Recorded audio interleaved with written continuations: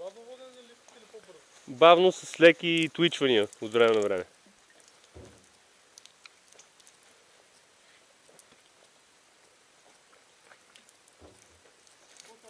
Оп, оп, ето я. Ооо! Леле, та голема обаче.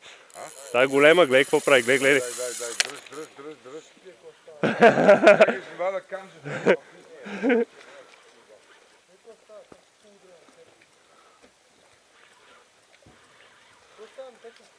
А на мен смятай, че аванса ми е свирепо затегнат. Гледай, тя като тако. Тя се едно фанах котва, бат. Чай, че тя ще дойде към тази шамандура пак. И ще изпусна пак. В шамандурата отива, разбираш ли? Край. Влезна под шамандурата. Бати котвата е тая риба. Гледай какво прави, бе.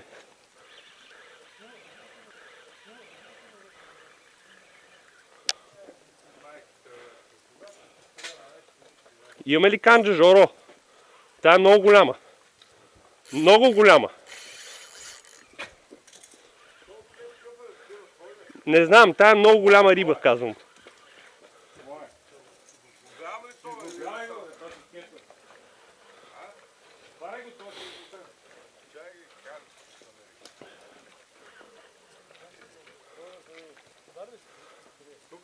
Тук е много голяма.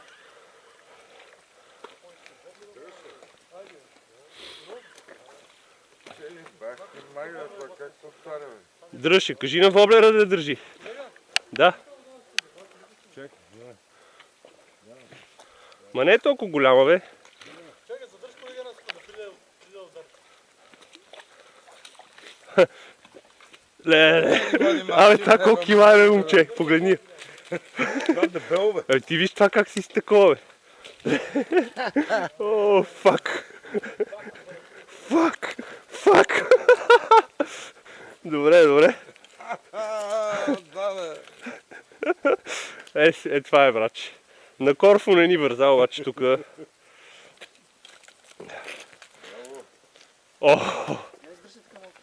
Да, разбира се.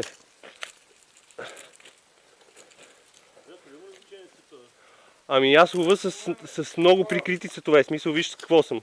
В момента съм с рапала, която виж каква е. С рапала рентгет?